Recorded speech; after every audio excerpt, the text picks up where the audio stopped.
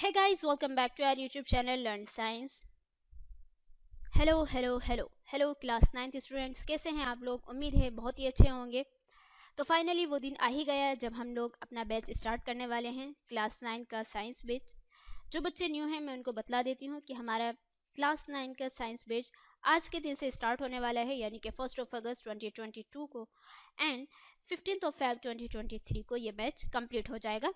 इसमें आपको तीनों सब्जेक्ट्स पढ़ाए जाएंगे, फिजिक्स, केमिस्ट्री एंड बायोलॉजी। और इस बैच के जो सभी लेक्चर्स होंगे वो एज़ यूजुअल लर्न साइंस के यूट्यूब चैनल पर अवेलेबल होंगे। जैसे हमने क्लास 7 पढ़ाया, क्लास 8 पढ़ाया एंड 9, अब हम लोग क्लास 9 को पढ़ाने जा रहे हैं। ओके, इसके साथ साथ हमारी क्लास 8 की सोशल साइंस भी चल रही है, यानी कि कंप्लीट हो चुकी है एंड क्लास 9 की सोशल साइंस जो है अभी आपको इसके लेक्चर्स डिलीवर हो रहे हैं। ओके, तो जो बच्चे न्यू हैं उनको मैंने पूरी डिटेल बतला दी, और जो बच्चे हमें स्टार्टिंग से ही फॉलो कर रहे हैं उनको सभी डिटेल्स आपको पता ही होगी कि अभी हम लोग जो है क्लास 9 का बैच स्टार्ट करने वाले हैं। Okay, now lecture delivery time जो है वो आपका 4 o'clock से लेकर के 4:30 PM तक हो जाएगा, यानी कि आपकी लेक्चर डिलीवरी जो है ये आपके ट्यूशन टाइम में, यानी जब आप सुबह स्कूलिंग करते हैं, स्कूलिंग के बाद आपका जो ट्यूशन टाइम होता है, जिस टाइम आप ट्यूशन करते हैं या कोचिंग करते हैं या कुछ नहीं करते हैं तो घर पे ही पढ़ते हैं, तो उस टाइम आपका ये मैं 4 o'clock से मैंने 4:30 PM तक आपका लेक्चर डिलीवर हो जाएगा। लेक्चर ड्यूरेशन जो है वो आपका 1 hour से लेकर के 1.5 hour तक होगा। ये मैंने थोड़ा सा इंक्रीज़ कर दिया है लेक्चर ड्यूरेशन, बिकॉज आपका लेवल भी इंक्रीज़ हो चुका है, तो आप लोगों को भी सीरियस हो जाना चाहिए। और मैं ये चाहती हूँ कि आपके कम लेक्चर्स में ज़्यादा कंटेंट डिलीवर हो जाए, ताकि आपको भी लेक्चर्स को फाइंड करने में आसानी हो। ओके, इस वजह से मैंने ऐसा नहीं कि मैं 5 मिनट की या 10 मिनट्स की वीडियोस बनाऊं और एक ही चैप्टर में आपकी जो है 20-30 वीडियोस बना दूं, मतलब 20-30 लेक्चर्स बना दूं। तो ऐसा आपको भी फाइंड करने में आपको ढूंढने में काफ़ी मुश्किल हो सकता है कि भाई आप जो है इस टॉपिक को ढूंढेंगे फिर उसको, तो इस तरह मतलब इस तरह जो है काफ़ी मुश्किल हो जाएगी। दैट इज़ वाई मैंने लेक्चर की ड्यूरेशन को थोड़ा बढ़ा दिया है एंड लेक्चर के नंबर्स जो है वो आपके कम कर दिए हैं। ओके, आई होप सो आपको समझ में आ रही होगी बात। नाउ अब हम लोग स्टार्ट करते हैं अपना बैच क्लास 9 का साइंस का। ये आपकी बुक आपके पास होगी ही, उम्मीद है। वैसे तो मैंने बहुत सारे बच्चों को देखा है कि पूरा साल हो जाता है, कंप्लीट हो जाता है, लेकिन उनको अपनी बुक ही नहीं मालूम होती है कि बुक हमारी दिखती कैसी है, या उन्होंने कभी बुक खोली भी नहीं होती। कुछ बच्चों के पास होती है तो वो कभी खोलते नहीं है कि भाई बुक में समझ में नहीं आता क्या है क्या नहीं। तो मैं आपको बतलाती चलूँ कि आपकी साइंस बुक ऐसी दिखती है, उम्मीद है आपके पास होगी। अगर है तो आप इसको अपने सामने रखिए एंड थोड़े से पेजेस आगे करेंगे तो आपको यहाँ पे कुछ ऐसा कंटेंट्स आपको दिखेगा। ठीक है, ये यहाँ पे आपके सभी चैप्टर्स के नाम एंड आपके चैप्टर्स कितने हैं एंड किस किस पेजेस पे हैं वो आपको यहाँ पे अवेलेबल है। तो आप यहाँ पे देखिए कि आपके यहाँ पे इस पूरी बुक में 15 चैप्टर्स अवेलेबल हैं, और आपके पास साइंस की एक ही बुक है।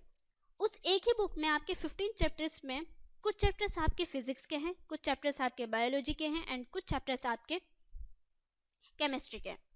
तो आप ये देखिए, ये मैंने कुछ ये अलग अलग कलर से मैंने इनको कलर इस वजह से किया हुआ है ताकि आप डिस्टिंग्विश कर पाएँ कि आपके जो कौन कौन से चैप्टर वो आपके बायोलॉजी में आते हैं, कौन से फिजिक्स में आते हैं एंड कौन से केमिस्ट्री में आते हैं। तो अगर आप चैप्टर नंबर 1 से लेकर के 4 तक देखें तो ये वाले जो ये एक ही कलर से हैं, तो इसका मतलब ये एक ही सब्जेक्ट के हैं। और वो सब्जेक्ट कौन सा है? Matter in our surrounding. Matter वाला चैप्टर हम किस सब्जेक्ट में पढ़ते हैं? तो हम लोग पढ़ते हैं केमिस्ट्री में।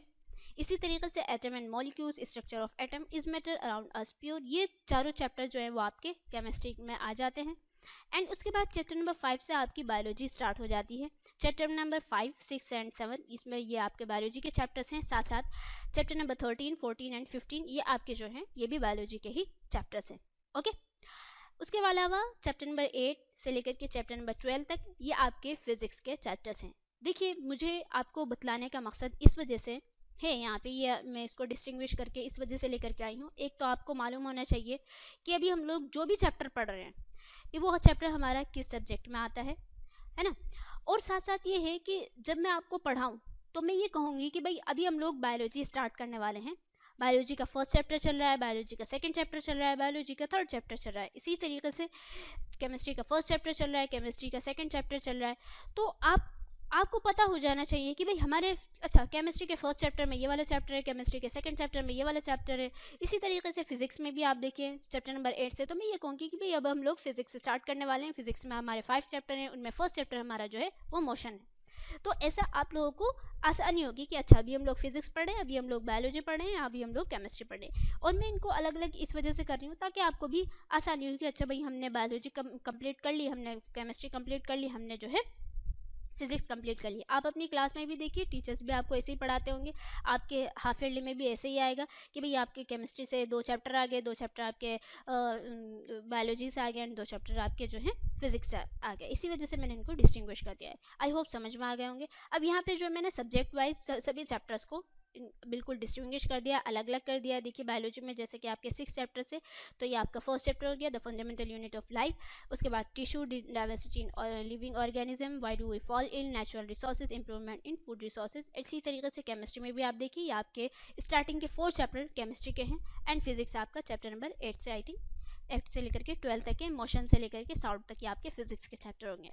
ओके, आई होप सारी बातें समझ में आ रही होंगी। देखिए मैं आज इंट्रोडक्शन है, पहला सेशन है, पहला लेक्चर है, इस वजह से मैं आपको थोड़ा सा बतलाती हुई चल रही हूँ। जो जिन बच्चों को नहीं मालूम है, जो बच्चे आज हमसे नए जुड़े हैं, तो मैं उनको बतला देती हूँ ताकि हमारा जो हम आगे कंटिन्यू करें तो एक सिस्टमेटिक वे में करेंगे।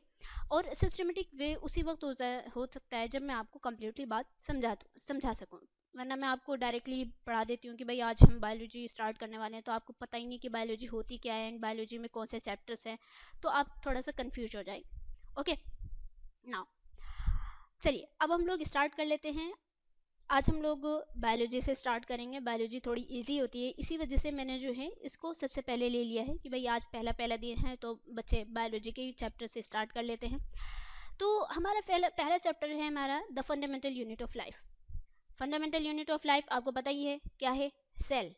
अब आप ये कहेंगे कि मैम हमने तो सेल क्लास 7 में भी पढ़ी थी, क्लास 8 में तो आई थिंक पढ़ी नहीं है, क्लास 9 में हम पढ़ रहे हैं, फिर क्लास 10 को छोड़कर हम लोग क्लास 11th में भी पढ़ेंगे, तो ये बार बार आ क्यों रहे, मतलब ये एक ही चैप्टर हम बार बार पढ़ क्यों रहे हैं। तो बच्चों मैं आपको बतला देती हूँ कि ये जो फंडामेंटल यूनिट है हमारी लाइफ की, यानी कि हमारा सेल, ये नामी मैंने पहले बोल दिया कि ये क्या है, हमारी लाइफ की फंडामेंटल है, यूनिट है, यानी कि सबसे बुनियादी, सबसे ज़रूरी, सबसे फंडामेंटल यूनिट जो है वो हमारी लाइफ की क्या है, सेल है। एक लिविंग ऑर्गेनिज्म, चाहे वो मल्टी सेलुलर हो चाहे वो यूनिसेलुलर हो, यानी कि एक सिंगल सेल का जिसे हम अपनी नेक्ड आई से देख ही नहीं पाते, वो भी उसके भी जो फंडामेंटल यूनिट है वो भी एक सेल ही है। और एक जो मल्टी सेलुलर ऑर्गेनिज्म है, जैसे कि हम ह्यूमन बींग, तो हमारी जो हम जो वजूद में आए हैं, हमारी जो लाइफ जो हमारी आई है वो किससे आई है, एक सिंगल सेल से आई है। सिंगल एक बिल्कुल जो एक फंडामेंटल यूनिट है हमारी लाइफ की, वो क्या है, एक सिंगल सेल ही है। इसी वजह से हम इसको जो है लेवल जैसे जैसे हमारा इंक्रीज होता रहता है, इसी हिसाब से हम लोग जो है इस चैप्टर को ऐसे डेप्थ में पढ़ते चले जाते हैं। इसी वजह से हमने इसको क्लास 7 में भी पढ़ा, क्लास 7 में हमने उसको उतनी डिटेल में नहीं पढ़ा, बस हमने थोड़ा थोड़ा पढ़ा। उसके अलावा क्लास 8 को छोड़ करके हमने क्लास 9 में हम पढ़े, उसको थोड़ा सा और डिटेल में पढ़ेंगे, सेल को डिटेल में पढ़ेंगे। क्योंकि भाई सेल जो है आपको तो ऐसा लगता है कि एक बस सिंपल सी एक सेल है, उसके अंदर एक बाउंड्री है, उसके अंदर एक न्यूक्लियस है, नहीं, उसके अंदर भी बहुत सारी चीज़ें हैं। फंडामेंटल यूनिट है तो सारी चीज़ें भी उसी के अंदर होने वाली हैं, यानी कि हम पूरे जो हमारे पूरी बॉडी के फंक्शंस होते हैं वो एक सेल के अंदर ही होते हैं।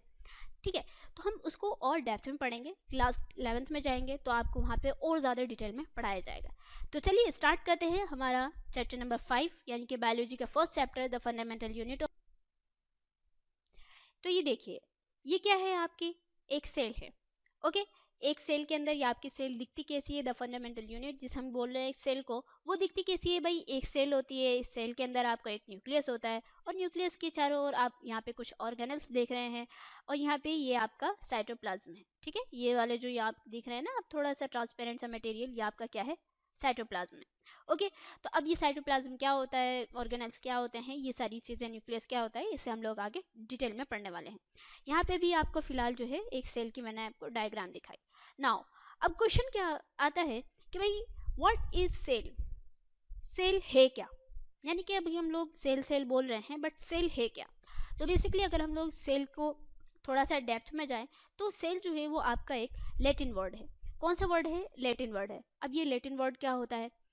तो देखिए, जो हमारी साइंस है ना, उसमें साइंस में जो हमारे नॉमेनक्लेचर्स होते हैं, यानी कि साइंस में अगर हमारा कोई नया, हमें कोई नई चीज़ मिलती है, नई चीज़ डिस्कवर करते हैं साइंटिस्ट, तो उसको वो नाम देंगे।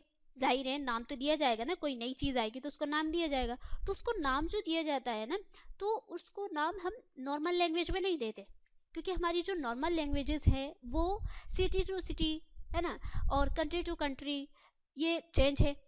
कोई हिंदी बोल रहा है, कोई इंग्लिश बोल रहा है, कोई बंगला बोल रहा है। आप अपने इंडिया में ही देखिए किस कदर की डाइवर्सिटी है। इसके साथ साथ आप अपने कंट्री से बाहर जाएं तो वहाँ पे कोई फ्रेंच बोल रहा है, कोई इंग्लिश ही बोल रहा है, तो इंग्लिश में जो है आपके अलग अलग टाइप की इंग्लिश होती है। कोई अरबी बोल रहा है, कोई उर्दू बोल रहा है ना, एंड मेनी लैंग्वेजेस हैं। तो अगर हमने उनको नॉर्मल लैंग्वेजेस में, अगर हमने उनको नाम रख दिया, किसी साइंटिस्ट ने उनको अपने नॉर्मल जो उनके कंट्री में बोली जाने वाली लैंग्वेज है, अगर उसमें उन्होंने नाम रख दिया, तो जो दूसरे लोग हैं उनको तो समझ में ही नहीं आएगा।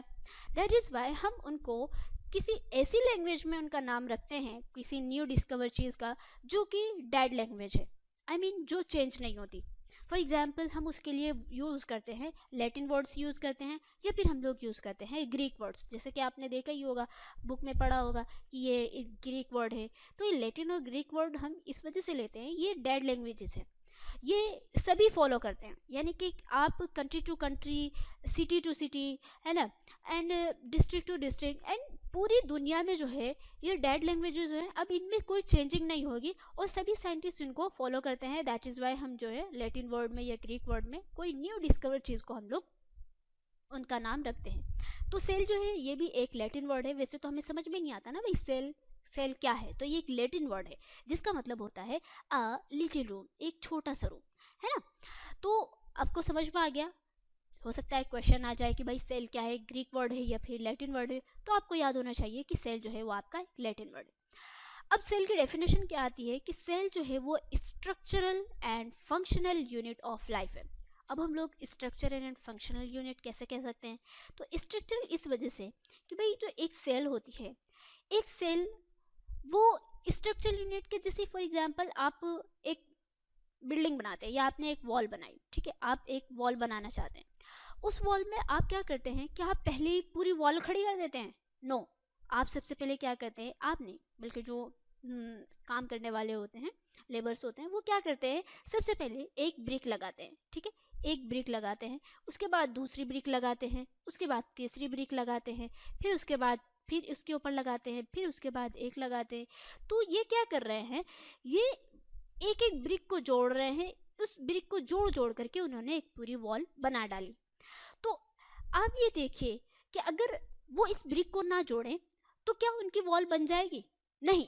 इसी तरीके से जो एक ऑर्गेनिज्म है, एक ह्यूमन बीइंग है, मान लीजिए ये एक ह्यूमन बीइंग है, ठीक है, ये एक ह्यूमन बीइंग है, सॉरी ये थोड़ा सा ह्यूमन बीइंग मेरा गंदा सा बन गया। एनीवे, ये एक ह्यूमन बीइंग है, तो इस ह्यूमन बीइंग की जो सबसे बेसिक यूनिट है वो एक क्या है, सेल। यानी कि इस ह्यूमन बीइंग के अंदर बहुत सारी छोटी छोटी छोटी छोटी छोटी छोटी जो है वो एक सेल से बना हुआ है, ठीक है। अब आप ये कहेंगे कि अच्छा भाई उसके अंदर तो ऑर्गन्स ही हैं, तो सभी जितनी भी चीज़ें हैं, बेसिकली एक ह्यूमन बीइंग, एक इंसान, ये कोई भी ऑर्गेनिज्म, आप कोई एक इंसेक्ट ले लें या आप कोई जो टेट्रापोडल लोकोमोशन करते हैं, फॉर एग्जांपल आप जो है काऊ ले लें, है ना, आप गाय भैंस कुत्ते बिल्ली जितने भी ऑर्गेनिज्म है, सबकी जो यूनिट है, यानी कि जो सबसे फंडामेंटल यूनिट है सबकी, वो क्या है, एक सेल है। यानी कि सभी जो एक सेल से ही जन्मे हैं, एक सेल से ही, एक ओवम और एक स्पर्म से ही जन्मे हैं। इसी तरीके से अगर आप प्लांट्स में ले लें, तो समझ में आ गया होगा। चलिए अब हम लोग आगे चलते हैं। सबसे पहले अब क्वेश्चन ये आता है कि भाई सेल का नाम तो हमने देख लिया कि भाई सेल को, मतलब सेल के मीनिंग क्या है, एक लैटिन वर्ड है, बट सेल को सबसे पहले डिस्कवर किसने किया था? तो 1665 में। कब? 1665 में, यानी कि इतनी पहले रॉबर्ट हुक नाम के एक साइंटिस्ट थे जिन्होंने सबसे पहले सेल को डिस्कवर किया था, मतलब सबसे पहले उन्होंने सेल को देखा था। और कैसे देखा था? तो उन्होंने खुद ही ना एक अपना खुद का बनाया हुआ उनका माइक्रोस्कोप था। अभी तो हम लोग इलेक्ट्रॉन माइक्रोस्कोप यूज़ करते हैं, कंपाउंड माइक्रोस्कोप यूज़ करते हैं, लेकिन उस टाइम 1665 में सोचे कितनी पहले है ना, अभी तो 21 सेंचुरी चल रही है ना, तो उस वक्त कितने पहले, अभी 400 450 साल पहले जो है, अभी उस वक्त जो है उन्होंने अपना खुद को ही उन्होंने एक माइक्रोस्कोप को, जो आप ये देखिए इस तरीके का दिखता था माइक्रोस्कोप उनका, है ना, ये ऐसा माइक्रोस्कोप था, इन्होंने खुद ही डिज़ाइन किया था। उसमें उन्होंने जो है सेल को डिस्कवर किया, और वो भी किस में डिस्कवर किया, बार्क में। बार्क आप जानते हैं, छाल जो होती है ना प्लांट्स की, एक प्लांट होता है उसके अंदर जो छाल होती है, बार्क होती है, उसके अंदर उन्होंने वहाँ पे कुछ ऐसा देखा कि भाई, जब उन्होंने यहाँ पे रखा, उन्होंने यहाँ पे इस जगह पे जब उन्होंने एक बार को रखा, तो उन्होंने देखा कि भाई इसके अंदर तो एक कुछ बॉक्सेस से बने हुए हैं, ठीक है, और उन बॉक्सेस में जो है उन बॉक्सेस, वो बॉक्स जो है वो आपके हनी कॉम लाइक हैं, जैसे कि मधुमक्खी का छत्ता होता है ना, ऐसे करके हेक्सागोनल शेप का, ठीक है, सॉरी थोड़ी सी शेप है ना गड़बड़ सी हो रही है मेरी, तो एनीवे वक्त के साथ ये भी ठीक होती चली जाएगी। तो हनीकॉम्ब लाइक स्ट्रक्चर्स उन्होंने कुछ ऐसे देखे, ये आप देखिए इलेक्ट्रॉन माइक्रोस्कोप से ली हुई तस्वीर है, या उन्हीं के माइक्रोस्कोप से, तो उनको यहाँ पे कुछ ऐसे डब्बे डब्बे से दिखे, तो उन्होंने उन डब्बों को नाम दिया सेल, ओके, और ये साइंटिस्ट जो थे वो ऐसे दिखते थे।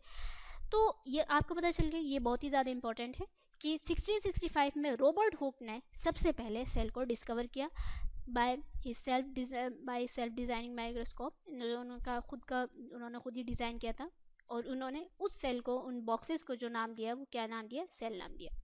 चलिए, अब हम लोगों के पास यहाँ पे एक एक्टिविटी है, उस एक्टिविटी में क्या कहा गया है, उस एक्टिविटी में ये कहा गया है कि आप जो है एक, आपको अगर सेल देखनी है, आज भी आप देख सकते हैं सेल को, तो सेल को देखने के लिए आपको जो है एक कंपाउंड माइक्रोस्कोप लेना होगा। उस कंपाउंड माइक्रोस्कोप के अंदर आप अनियन की एक पील लीजिए। अनियन की एक पील के क्या हो गया, तो अनियन जो होता है, अनियन अगर आपने कभी काटा हो, मम्मी के किचन में जाकर के देखिए, तो वहाँ पे अनियन के अंदर आपको ना एक अलग से, यहाँ पे ये जो आप देख रहे हैं, ये यहाँ पे ये जो अनियन है, अनियन के छिलके के अंदर आपको एक वाइट कलर की ट्रांसपेरेंट यहाँ पे आपको एक लेयर दिखेगी।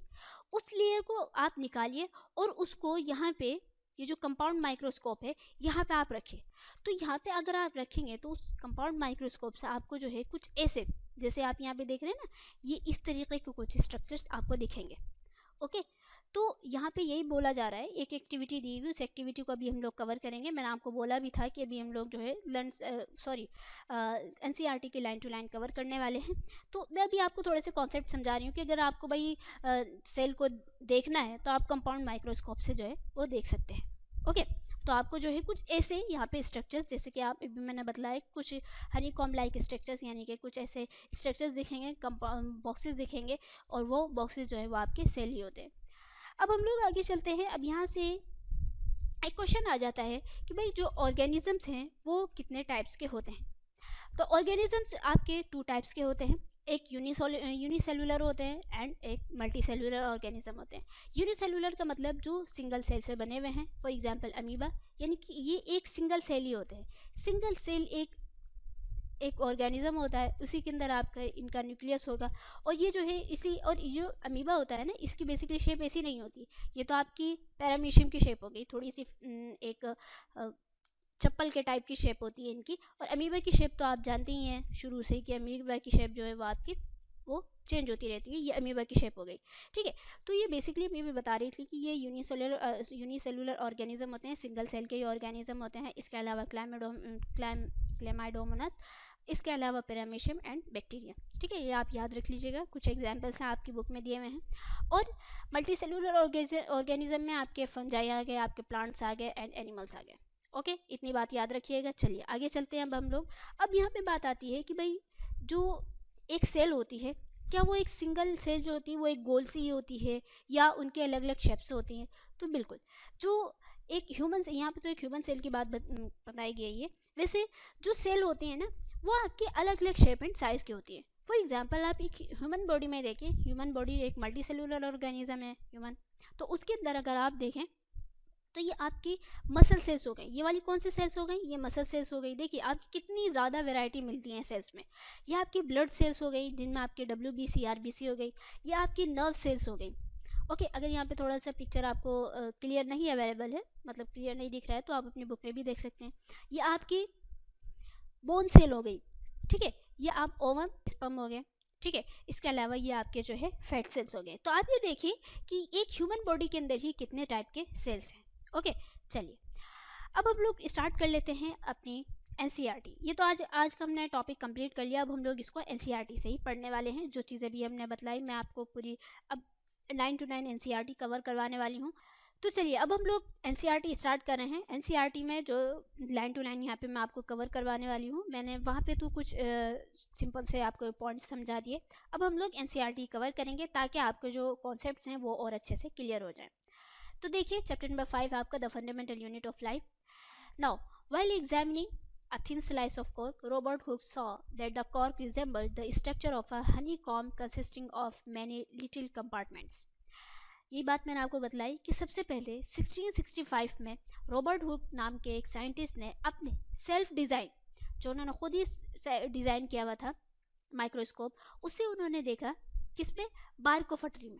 ठीक है, cork is a substance which comes from bark of a tree. यानी कि उन्होंने एक ट्री की एक छाल ली, उसके अंदर उन्होंने देखा कि वहाँ पे जो है कुछ छोटे छोटे से कंपार्टमेंट बने हुए हैं, है ना। और उन्होंने this was in the year 1665, और ये किस साल में हुआ था, 1665 में। ये बात आप याद रखिएगा कि 1665 में जो है सबसे पहले सेल को डिस्कवर किया गया था।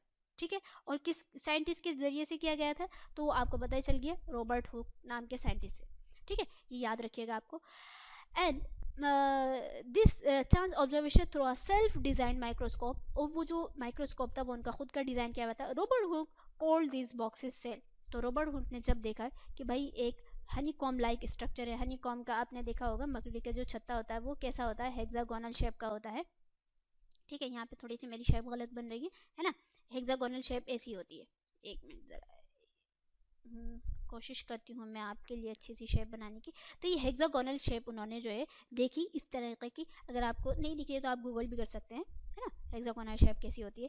तो उन्होंने 1665 में उन्होंने जो बार्क ऑफ ट्री थी उसके अंदर उन्होंने जो है कुछ ऐसे छोटे छोटे से कंपार्टमेंट्स देखे। तो cell is a Latin word for a little room, यानी कि सेल जो एक लैटिन वर्ड है जिसका मतलब होता है एक छोटा सा कमरा। Okay, this may seem to be very small and insignificant incident, but it is very important in the history of science. वैसे तो उस वक्त उस टाइम के लिए ये तो बहुत ही छोटी सी चीज़ थी, है ना, और नॉर्मल सी चीज़ थी कि भाई अच्छा कुछ है इसके अंदर, कुछ ऐसे कंपार्टमेंट्स बने हुए हैं। लेकिन ये साइंस की हिस्ट्री में सोचिए कितनी बड़ी डिस्कवरी है कि एक ह्यूमन बीइंग वो किससे जन्मा है, यानी कि वो कैसे इतना बड़ा होता जा रहा है। या फिर एक छोटा सा बच्चा, आप खुद ही देखिए, एक छोटा सा बच्चा होता है, जब वो पैदा होता है कितना छोटा होता है, फिर वो बड़ा होता जाता है, बड़ा होता जाता है। तो वो ऐसा क्या है उसके अंदर, कौन सी ऐसी मशीन फिट है जो कि उसको बड़ा कर रही है, जो उसको उसके अंदर वो उसको उसकी ग्रोथ होती जा रही है। ठीक है, तो इसी वजह से ये जो साइंस की हिस्ट्री में ये बहुत ही ज़्यादा इम्पॉर्टेंट डिस्कवरी थी। This was very first time that someone had observe that living thing appear to consist of separate units. The use of the word cell to describe these units being used till this day in the biology. तो भाई जो cell word है वो उन्होंने सबसे पहले उन्होंने उसका नाम सेल ही रखा था, तो आज तक हम लोग उसको यूज़ करते हैं, है ना, यानी कि आज तक हम लोग सेल ही बोलते हैं। तो चलिए अब हम लोग क्या करते हैं, एक एक्टिविटी करते हैं। उस एक्टिविटी में क्या करना है, उस एक्टिविटी में ये देखना है कि what are living organism made of, कि भाई अभी हम लोग देखते हैं कि एक लिविंग ऑर्गेनिज्म किस चीज़ का बना है। Let us take a small piece from an onion bulb. हमारा कर्सर कर गया, yes. Let a small piece from an onion bulb with the help of a pair of forceps we can peel of the skin called epidermis from the concave side inner layer of the onion। यही ना मैंने आपको बताया कि एक onion लीजिए, उस onion को आप काटिए और इसके अंदर जो आपको एक यहाँ पे एक ट्रांसपेरेंसी आपको मेम्ब्रेन दिखेगी वाइट कलर की, आप उसको निकालिए, है ना। और उसको जो वो लेयर है उस लेयर को आप जो है इमीडिएटली आपको एक वॉच ग्लास कंटेनिंग वाटर में रखना है आपको। This will prevent peel from getting folded और गेटिंग ड्राई। तो आप उसको एक वॉच ग्लास में रख दीजिए और उसमें वाटर होना चाहिए ताकि वो जो आपका पील है ना, ये आपके लेबोरेटरी में करने वाला काम है। आप जो है उसके अंदर रख दीजिए ताकि आपकी जो वो लेयर है वो आपकी फोल्ड ना हो और सूखे ना जल्दी से ना। अब उसको क्या करना है, उस ग्लास स्लाइड को आप उसके अंदर एक ड्रॉप वाटर डालिए and transfer a small piece of the peel from the watch glass to the slide. और उसके बाद उसको जो है वॉच ग्लास से आपको स्लाइड पर रख देना है। Make sure that the peel is perfectly flat on the slide, है ना। आप ये श्योर करें कि भाई मेक श्योर करें कि उस जो आपकी पील है वो एकदम परफेक्टली बिल्कुल फ्लैट होनी चाहिए, यानी कि कहीं से उभरी हुई कहीं से, तो आप सही से ऑब्जर्व नहीं कर पाएंगे। A thin camel hair pen brush might be necessary to help transfer the peel, उसके अलावा ब्रश की जरूरत होगी। Now we put the drop of saffron in solution on this piece followed by a cover slip, ठीक है, उसके बाद saffron in solution डालिए। Take care to avoid air bubbles while putting the cover slip with the help of mounting needles, ठीक है, तो अब भाई उसके अंदर एयर बबल्स नहीं बनने चाहिए। Ask your teacher for help, we have prepared a temporary mount of onion peel, we can observe this slide under low power followed by high powers of a compound microscope, तो आपको जो है इसको compound microscope में आपको देखना है। Okay, तो अब आप यहाँ पे जो है देखेंगे what we observe as we took through the lenses, जब आप उसको कंपाउंड माइक्रोस्कोप में देखेंगे तो आप क्या ऑब्जर्व करेंगे। Can we draw the structures that we are able to see the microscope, क्या हम उस स्ट्रक्चर को ड्रॉ कर सकते हैं जो हमने माइक्रोस्कोप में देखा? बिल्कुल। तो क्या आपको वो जो है आपको एक अनियन पील में कुछ इस तरीके का स्ट्रक्चर दिखेगा? या आप देखिए ये एक हनी कॉम लाइक स्ट्रक्चर है ना, हेक्सागोनल, तो यहाँ पे ये आपको जो है कुछ ऐसे न्यूक्लियस दिखेंगे और ये आपको कुछ जो है कंपार्टमेंट्स दिखेंगे जिन्हें हमने सेल का नाम दिया। ओके, और ये आप इजीली आप देख सकते हैं। तो ये आपकी एक एक्टिविटी दी हुई थी, ये एक्टिविटी मैंने आपको करवा दी ताकि आपको जो है कोई भी परेशानी ना हो और आप ये काम लेबोरेटरी में भी कर सकते हैं। Now we can try preparing temporary mounts of peels of different sizes, हम टेम्परेरी माउंट्स बना सकते हैं। What do we observe, do we see similar structure और डिफरेंट स्ट्रक्चर्स, तो भाई आपको जाहिर है आप कितने भी कुछ भी बना लें, मतलब अनियन के कितने भी पीस बना लें तो आपको सिमिलर स्ट्रक्चर्स ही दिखेंगे। व्हाट आर दीज स्ट्रक्चर्स, अब ये बात आ जाती है कि ये स्ट्रक्चर्स हैं क्या। So these structures look similar to each other, ये जो स्ट्रक्चर्स हैं ये सभी के सभी एक जैसे दिख रहे हैं। Together they form a big structure like an onion bulb, और ये सब मिलकर के एक अनियन बल्ब बना रहे हैं। So we found from this activity that onion bulbs of different sizes have similar small structure visible under a microscope, तो भाई हमने क्या पाया कि एक अलग अलग डिफरेंट साइज़ के होते हैं, है ना, अनियन बल्ब के डिफरेंट साइज, उसमें जो है स्मॉल सिमिलरली यानी कि एक छोटे छोटे स्मॉल स्ट्रक्चर्स होते हैं जो कि हमने माइक्रोस्कोप में देखे। The cells of the onion peel will all look the same regardless of the size of the onion they came from, ये बात यहाँ से हमने ऑब्जर्व की कि हम चाहे किसी भी साइज़ का अनियन लें लेकिन उसके अंदर जो सेल का साइज़ है वो आपका सेम ही मिलेगा। These small structures that we see are basic building unit of the onion bulb, तो यही बात स्टार्टिंग में भी बोली कि भाई जो बेसिक यूनिट है वो क्या है, वो यही सेल्स हैं जो कि एक साथ मिले फिर उन्होंने एक बड़ा सा स्ट्रक्चर बनाया। These structures are called cells, यही जो स्ट्रक्चर आपको दिख रहे हैं ये सेल कहलाते हैं। Not only onions but all organism that we observe around are made up of cell, न कि सिर्फ एक हमने तो एक अनियन में ही देखा, अगर आप एक किसी ऑर्गेनिज्म के भी किसी एक उसके किसी पार्ट को भी अगर देखें तो आपको भी वहाँ पे जो है कुछ ऐसे ही स्ट्रक्चर्स आपको मिलेंगे। However there are also single cell that live on their own, इसके अलावा कुछ ऐसे सिंगल सेल भी होते हैं, है ना, हम तो मल्टी सेलुलर है ना, हम तो बहुत सारी सेल से बने हुए हैं, लेकिन कुछ ऐसे सिंगल सेल्स भी होते हैं जो कि वो अपनी लाइफ उसी सिंगल सेल में ही गुजार लेते हैं, यानी कि वो अपना सारा काम सिंगल सेल में ही कर लेते हैं। चलिए अब यहाँ पे आ जाते हैं हम लोग थोड़ा सा नीचे, यहाँ पे कुछ इन्फॉर्मेशन दी हुई है जिस इन्फॉर्मेशन को आपके लिए जानना ज़रूरी है बट याद करें ये आपके लिए ज़रूरी नहीं। Okay, so the cell was first discovered Robert Hooke in 1665 में रॉबर्ट हुक ने इसको डिस्कवर कर दिया। He observe the cell in a cork slice with the help of a primitive microscope, जो उन्होंने खुद ही डिज़ाइन किया हुआ था, तो जाहिर है वो सबसे पहला उनका खुद का डिज़ाइन किया हुआ माइक्रोस्कोप होगा, तो वो प्रिमिटिव कह दिया हमने, पुराना सबसे, है ना, तो उसमें उन्होंने देखा।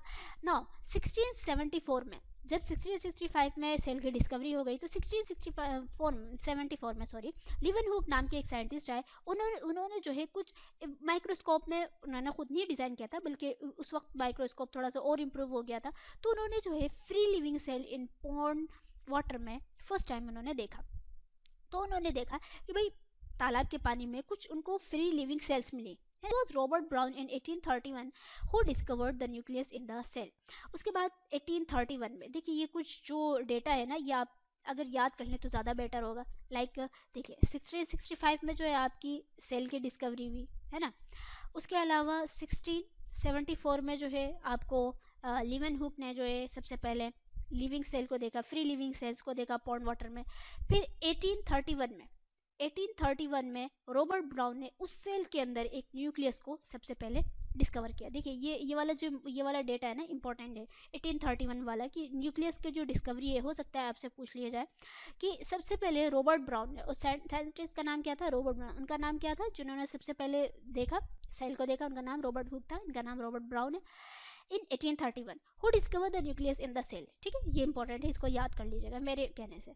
पुरकिंजे इन 1839 coined the term protoplasm for the fluid substance of the cell। उसके अलावा उसके बाद 1839 में एक साइंटिस्ट आए जिनका नाम था पुरकिंजे। उन्होंने क्या किया, उन्होंने सेल के अंदर उनको जो है जहाँ न्यूक्लियस भी डिस्कवर हो चुका था, सेल के अंदर यहाँ पे उनको कुछ फ्लूइड मिला, ठीक है, उन्होंने उसका नाम जो है क्या रखा, प्रोटोप्लाज्म, ठीक है। उन्होंने सबसे पहले यहाँ पे उनको कुछ फ्लूइड मिला जिसे हम साइटोप्लाज्म बोलते हैं ना सर, उन्होंने उसका नाम प्रोटोप्लाज्म रखा फॉर द फ्लूइड। अच्छा, प्रोटोप्लाज्म और साइटोप्लाज्म थोड़ी सी इसके अंदर आपको जो है डिफरेंस मिलेगी, या बाद में आपको मैं बतला दूंगी कि प्रोटोप्लाज्म किसको बोलते हैं। अभी आप ये याद रखिए कि उन्होंने जो उसको टर्म प्रोटोप्लाज्म दिया उस फ्लूइड को जो कि सेल के अराउंड था। The cell theory that all plants and animals are composed of cells, that the cell is the basic unit, ठीक है, was prepared by two biologists, Sheldon 1838 and Schwann 1839। Now अब 1838 में और 1839 में दो साइंटिस्ट शिल्डन एंड श्वान, इनका नाम एक साथ ही लिया जाता है, ठीक है। तो इन्होंने सबसे पहले सेल थ्योरी दी और उन्होंने ये बोला कि जो जितने भी ऑर्गेनिज्म हैं, इनकी जो बेसिक यूनिट है वो क्या है, एक सेल है। यानी कि कोई भी ऑर्गेनिज्म, उसकी सबसे फंडामेंटल यूनिट, सबसे बेसिक यूनिट वो क्या है, एक सेल से ही। यानी कि एक सेल से ही एक ऑर्गेनिज्म जो है वो आपका मल्टी सेलुलर भी हो सकता है, या एक सेल ही जो है वो अपनी पूरी लाइफ जो है वो यूनिसेलुलर भी गुजार सकती है। तो उन्होंने सबसे पहले सेल थ्योरी में दी कि भाई सभी लिविंग ऑर्गेनिज्म की जो बेसिक यूनिट है वो क्या है, एक सेल है। Now the cell theory was further expanded by Virchow 1855 by suggesting that all cells arise from pre-existing cells। 1855 में एक साइंटिस्ट आए रुडोल्फ विर्चो, है ना, यहाँ पे तो सिर्फ विर्चो दिया हुआ है। उन्होंने जो है ये बतलाया कि जो सभी सेल्स हैं, ऐसा नहीं है कि इनका जन्म जो है वो खुद ही हो गया, है ना।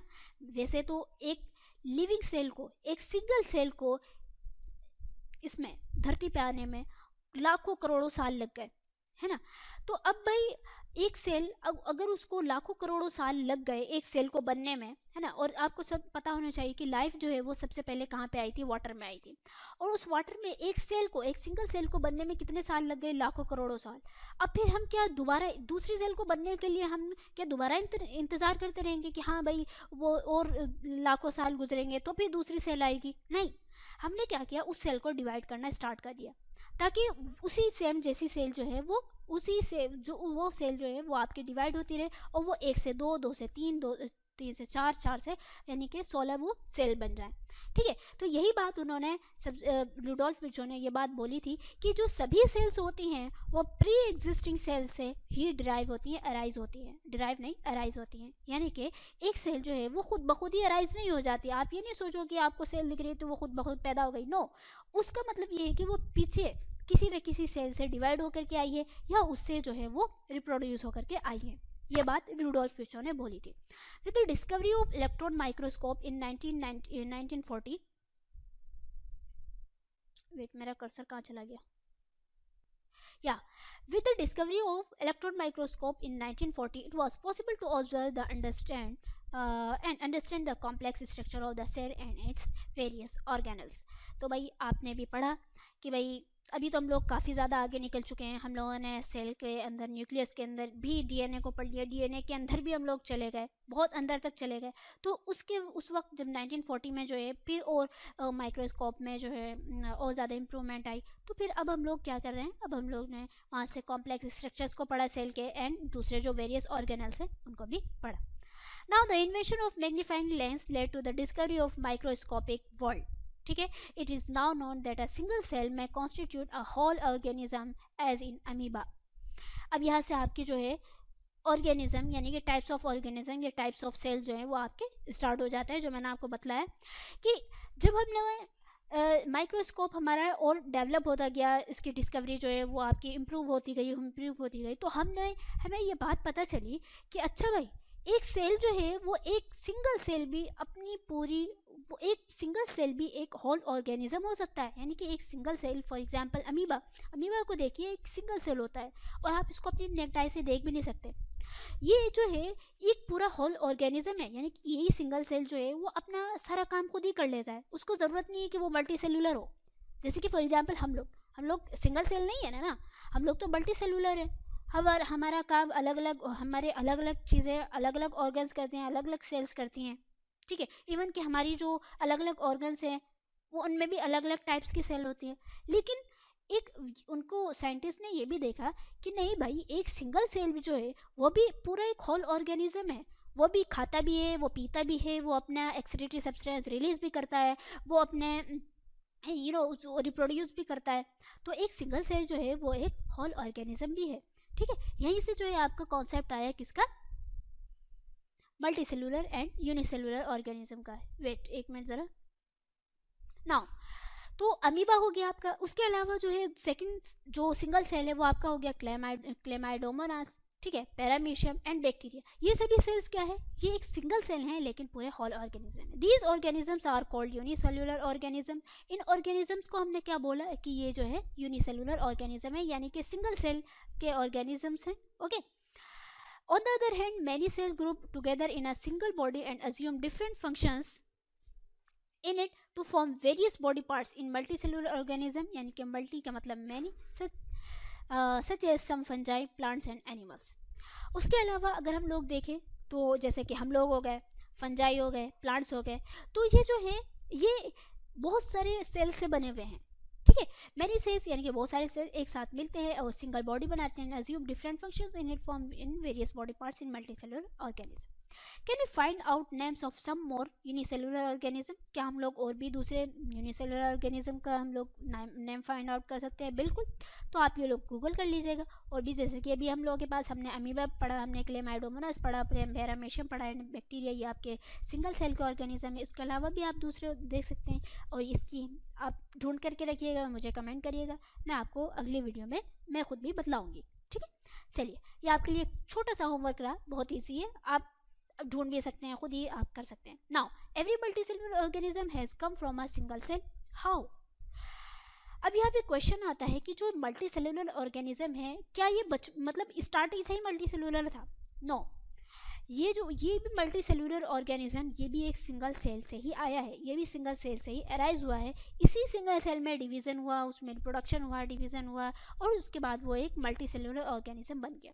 How? Cell divides produce cell of their own kinds, all cells thus come from pre existing cells. यही से ये बात भी आ जाती है कि भाई जो सभी सेल्स हैं ये प्री एग्जिस्टिंग सेल से ही अराइज हुए हैं और जो सभी सेल्स हैं वो डिवाइड करते हैं और अपने जैसे सेल को ही बनाते हैं। तो यहाँ पे ये जो कॉन्सेप्ट है ये सिंपल आप एक ह्यूमन बीइंग से भी आप रिलेट करके देख सकते हैं कि एक ह्यूमन बीइंग की जो आता है वो एक सिंगल सेल यानी कि एक ओवम और एक स्पर्म में ही फर्टिलाइजेशन होती है और उसी से ही एक मल्टी सेलुलर ऑर्गेनिज्म बनता है।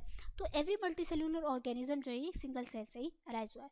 Now we can try preparing temporary amounts of leaf peels, tip of fruits, onions और even piece of onion of different sizes. तो अब हम लोग यहाँ पे एक्टिविटी नंबर 5.2 है, यहाँ पे जो है अब हम लोग ने यही एक्टिविटी में ये बताया गया कि भाई आपने क्या किया, आपने एक अनियन लिया, उस अनियन के आप लीफ से भी कुछ निकालिए, उस अनियन के लीफ के भी पीस निकालिए, जो उसके रूट्स होती हैं उनके भी टिप से आपने टिप से जो है कुछ सेल्स निकाले, वहाँ से भी देखे। और उसके अलावा जो दूसरे अनियंस हैं उनके भी आपने अलग अलग साइज़ के उन्होंने अपने पीस देखे। After performing the above activity let us wait एक minute. Yes, after performing the above activity, let us see what the answers to the following questions would be. जो हमने अलग अलग देखिए, अभी हम लोगों ने क्या देखा, एक अनियन लिए थी पिछली वाली जो एक्टिविटी में हमने अनियन लिए, उसके टिप उसके जो रूट थे वहाँ से भी हमने वहाँ से भी सेल को ऑब्जर्व किया, अनियन के आपके पेल से भी ऑब्जर्व किया, लीफ से भी ऑब्जर्व किया, बहुत सारी जगहों से ऑब्जर्व किया। तो अब यहाँ पे कुछ क्वेश्चंस हैं, उन क्वेश्चंस के आंसर आपको देना है। Do all cells look alike in the terms of shape and size? क्या सभी सेल जो है वो शेप एंड साइज में एक जैसे थे? बिल्कुल। Do all cells look alike in the structure? बिल्कुल। जो सभी सेल्स थे वो आपके स्ट्रक्चर में भी एक जैसे थे। Could we find different among cells from different parts of a plant body? क्या अनियन की बात छोड़ दीजिए, अब अब आप एक प्लांट की बॉडी को लीजिए, प्लांट लीजिए, तो उसके प्लांट के जो अलग अलग पार्ट्स रहते हैं, फॉर एग्जांपल लीफ होती है, फॉर एग्जांपल आपके रूट्स होती है ना, फ्लावर्स होते हैं, स्टेम होते हैं, तो क्या उसके जो सभी सेल्स होते हैं वो एक जैसे होते हैं? तो इसका आंसर है नो, सभी के सभी एक जैसे नहीं दिखते। क्योंकि फॉर एग्जाम्पल आप लीफ की बात कर ले तो लीफ के अंदर जो है आपको गार्ड सेल्स दिखाई देंगे, ठीक है, मेसोफिल सेल्स दिखाई देंगे, है ना, और उसके अलावा आपको बंडल शीट सेल्स दिखेंगे। तो रूट के सेल्स आपको कुछ अलग टाइप्स के दिखेंगे, है ना, लीफ के सेल्स आपको अलग टाइप्स के दिखेंगे। तो जो एक प्लांट बॉडी के अंदर जो पूरा प्लांट बॉडी होती है उसमें जो डिफरेंट डिफरेंट उसके पार्ट्स होते हैं तो वो अलग अलग उसमें सेल्स होती हैं। What similarities could we find, लेकिन सभी में सिमिलैरिटी क्या होती है? सिमिलैरिटी ये होती है कि एक सेल के अंदर आपको एक सेल दिखाई देगा, चाहे उसकी शेप कैसी भी हो, उसके अंदर आपको एक सेल मेम्ब्रेन होगी, उसके अंदर आपको एक न्यूक्लियस दिखाई देगा, और आपको जो है यहाँ पे साइटोप्लाज्म होगा, ठीक है। बाकी ऑर्गेनल्स वगैरह वगैरह सभी एक जैसे होंगे, ठीक है, चाहे वो किसी भी शेप के हो, चाहे वो स्पिंडल शेप के हों, क्या चाहे वो ओवल शेप के हों, चाहे वो एकदम सर्कल शेप के हों, चाहे वो एक सिंगल थ्रेड लाइक हों, तो सभी के अंदर आपको सिमिलैरिटी क्या दिखेगी कि आपका साइटोप्लाज्म एक मतलब सबके अंदर साइटोप्लाज्म होगा, चाहे वो थोड़ा हो ज़्यादा हो, लेकिन साइटोप्लाज्म होगा, एक न्यूक्लियस होगा और एक सेल मेम्ब्रेन होगी। ओके, समझ में आ गया? चलिए, some organism can also have cells of different kinds, इसके अलावा कुछ और ऑर्गेनिजम्स हैं जिनमें आपको डिफरेंट डिफरेंट काइंड्स के सेल दिखेंगे। प्लांट में आपने देखा, look at the following picture, it depicts some cells from the human body. अब आप ह्यूमन बॉडी के अंदर ही देख लें तो आपके ह्यूमन बॉडी के अंदर आपको ये आपकी मसल सेल्स है, जो आपके मसल सेल्स है ना, आपके आर्म्स में जो सेल्स होती हैं वो आपकी इस तरीके की होती हैं। बोन सेल्स या blood cells, sorry bone cells नहीं, ब्लड सेल्स होंगे आपके आरबीसी डब्ल्यूबीसी, इनकी शेप कुछ इस तरीके की होती है। ये आपकी नर्व सेल्स हो गई, इसके बारे में आपने पढ़ा भी होगा, ठीक है। ये आपके ओवम हो गया, और ये आपके बोन सेल्स हो गए, ये स्पर्म हो गया सिंगल सेल, एंड ये आपके फैट सेल्स हो गए। आप खुद ही देखिए कि एक ह्यूमन बॉडी के अंदर कितनी शेप एंड साइज के सेल्स हैं, लेकिन इन सभी सेल्स में सिमिलैरिटी क्या है? सिमिलैरिटी ये है कि इनके अंदर एक साइटोप्लाज्म होता है और एक न्यूक्लियस होता है और एक इनकी सेल की मेम्ब्रेन होती है, ताकि इनको वो एक स्ट्रक्चर प्रोवाइड करें, है ना, इनका एक स्ट्रक्चर बना रहे। चलिए, इतनी बातें हो गई, चलिए आगे चलते हैं। अब हम लोग चलते हैं यहाँ पे, the shape and the size of cells are related to the specific function they form. अब जो सेल की शेप हो गई या सेल की साइज हो गई, ये सभी इसके सभी जो है ये बेसिकली जो ये फंक्शन परफॉर्म करते हैं उन्हीं से ये रिलेटेड होते हैं। Some cells like amoeba have changing shapes, है ना, कुछ सेल्स हो गए लाइक अमीबा, यहाँ से some cells like amoeba have changing shapes, कुछ सेल लाइक जैसे कि अभी हमने यूनिसेलुलर ऑर्गेनिज्म अमीबा हो गया, ये अपनी शेप को चेंज करते रहते हैं। किस हिसाब से चेंज करते हैं कि जब इनको जो फंक्शन करना होता है, फॉर एग्जांपल इनको जो है, जैसे कि ये मैंने आपको बताया कि इनकी कोई एक डेफिनेट शेप नहीं होती, ठीक है।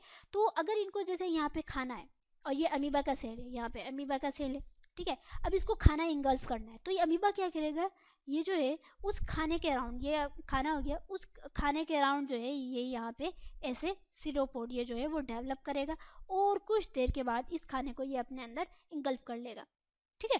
तो और जब इसको आगे बढ़ना होता है, यानी कि इनको लोकोमोशन करना होता है, तब भी ये जो है अपनी शेप को थोड़े ऐसे आगे बढ़ाते हैं, ठीक है। जैसे ये पूरा ऑर्गेनिज्म हो गया, तो इसको ये जो है एक सीडोपोडिया बनाते हैं, यानी कि उस शेप को आगे बढ़ाते हैं। तो ये जो भी फंक्शन करते हैं उस हिसाब से अपनी शेप को चेंज करते रहते हैं। In some cases, the cell shape could be more or less fixed and peculiar for a particular type of cell. कुछ example, nerve cells have a typical shape.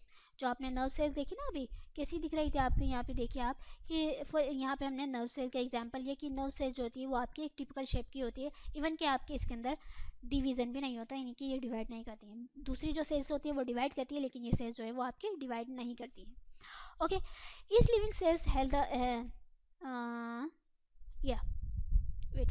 each living cells has the capacity to perform certain basic functions that are characteristics of all living forms.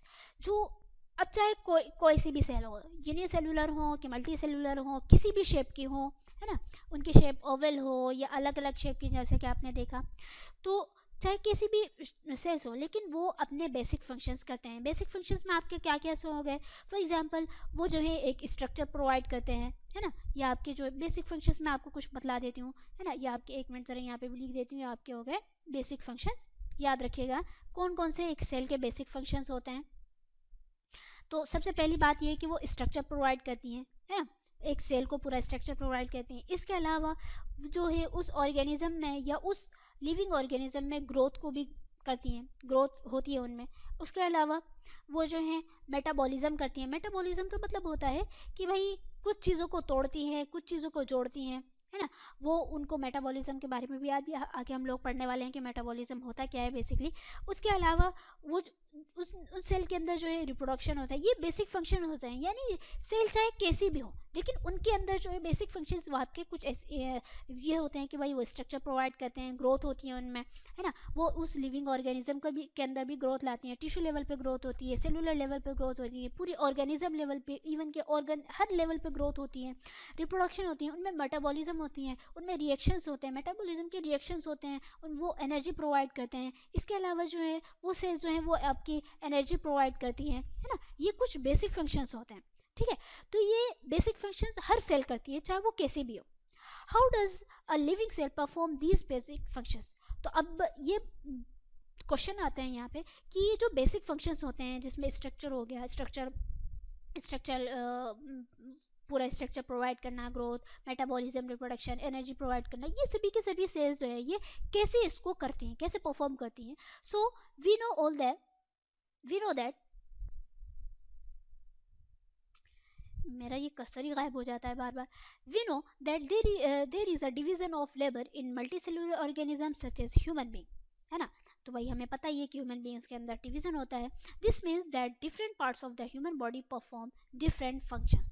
इसका मतलब ये है कि अब यहाँ पे एक ह्यूमन बॉडी के एग्जाम्पल्स लेकर के आपको समझाया जा रहा है कि भाई एक ह्यूमन बॉडी है, उसके अंदर उसके डिफरेंट पार्ट्स हैं, उसके उस डिफरेंट पार्ट्स के जो सेल्स हैं वो अलग अलग फंक्शंस करते हैं।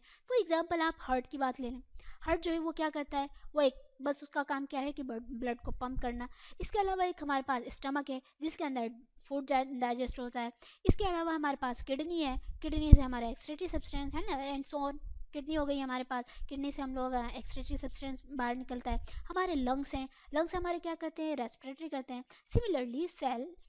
Similarly, division of labor is also seen within a single cell. इसके अलावा जो डिवीज़न का जो मेथड होता है ये आपको सिंगल सेल में भी दिखाई देगा, है ना, कि भाई सिंगल सेल भी जो है, जैसे कि अब अमीबा को ही फॉर एग्जांपल हम अमीबा की एग्जांपल ले लेते हैं कि अमीबा को ही जो है आपका उसको ग्रोथ करनी है, उसके अंदर भी उसको जो स्ट्रक्चर मिल गया, उसके अलावा उसके अंदर ग्रोथ होती है। ग्रोथ की अगर उसको भाई अब डिवाइड करना है, ठीक ना, अब उसके अंदर क्या करना है, अब उसको जो है उसके अंदर फंक्शंस चलने हैं, मेटाबॉलिज्म चलने हैं, अब उसको रिप्रोडक्शन करना है। तो ये क्या करेगा, ये जो है और ये थोड़ा सी और अपनी ग्रोथ को इंक्रीज़ करेगा, एंड देन ग्रोथ को इंक्रीज़ करके ये जो है इसके अंदर बाइनरी फ्यूजन हो जाएगा, ये अमीबा जो है 2 अमीबा में टूट जाएगा। ठीक है, तो इनफैक्ट यही यहाँ पे बात बोल रहे हैं कि similarly division of labour is also seen within a single cell. In fact each cell has got certain specific components within it known as cell organelles. अब यहाँ पे सेल ऑर्गेनल्स की बात जो है ये सिंगल सेल के भी अंदर सेल ऑर्गेनल्स होते हैं कि भाई उसके अंदर यानी कि उस सेल के अंदर किसी एक सेल के अंदर कुछ सेल ऑर्गेनल्स होते हैं, है ना, और उस सेल ऑर्गेनल्स के अंदर अलग अलग फंक्शंस होते हैं और उन फंक्शंस के बेस पर ये सेल जो है वो आगे अपना उसका फ्यूचर डिपेंड होता है। Each kind of cell organelles perform a special function such as making a new material in the cell. अब आप सेलुलर लेवल पे चले गए।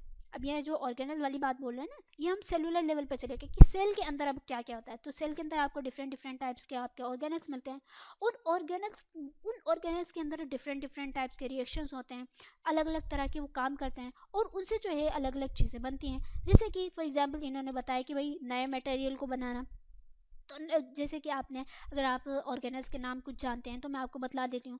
आपके ऑर्गेनल्स में आपके आ जाता है आपकी गोल्जी बॉडी, है ना, नाम सुना होगा आपने, गोल्जी बॉडी, जो कि क्या बनाते हैं, ये आपके प्रोटीन्स को बनाने में हेल्प करते हैं।